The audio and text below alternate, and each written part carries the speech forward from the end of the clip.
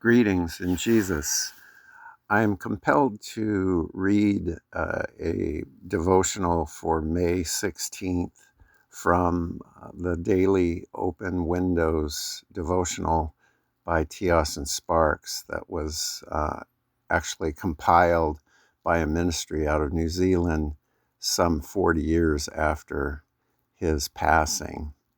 And this is a devotional book I've probably read faithfully for the last 6 to 8 years and has really blessed me.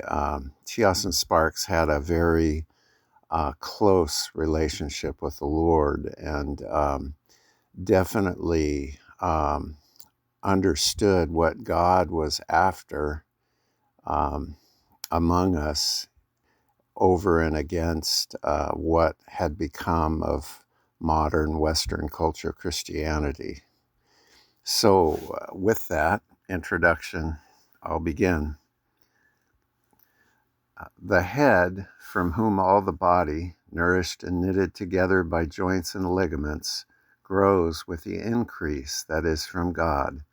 Colossians 2:19. What is the believer?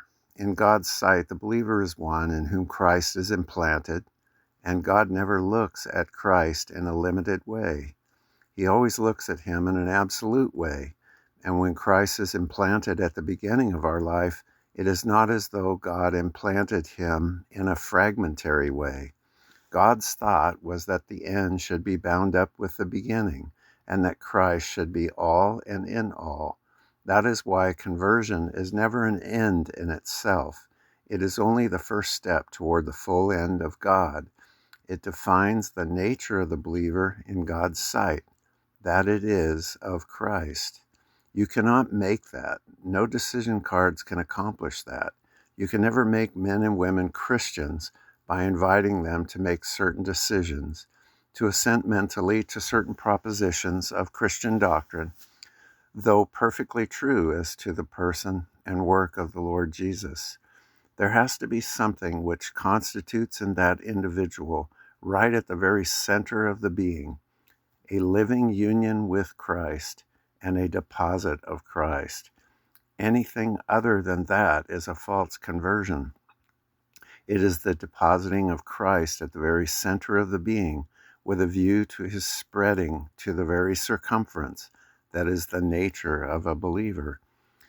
You see the pathetic hopelessness of trying to propagate anything by organized means and methods, which really is all of God.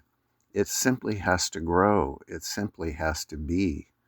But when it is so, it is mighty. It is indestructible. It is incorruptible. Nothing can stand in the way of Christ. It is that which rouses hell and the energies of the devil. He does not mind all the other doctrine, work, profession. That may often serve his ends as a great deception and misrepresentation. But bring Christ in, bring Christ through, realize Christ, and then you meet every force in this universe which is antagonistic to Christ.